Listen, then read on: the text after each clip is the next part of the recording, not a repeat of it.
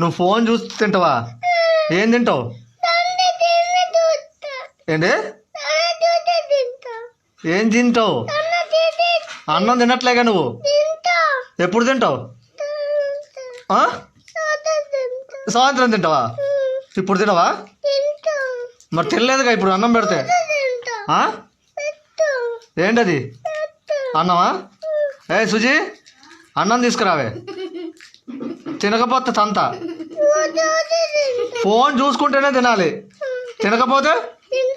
తినకపోతే తాట తీస్తా. సరేనా? ఏం చూసుకుంటూ తింటావు? ఫోన్ చూసి కాదు, తినుకుంటూ ఫోన్ చూడు. అన్నం పెట్టనా? ఏం కూర వేయాలి?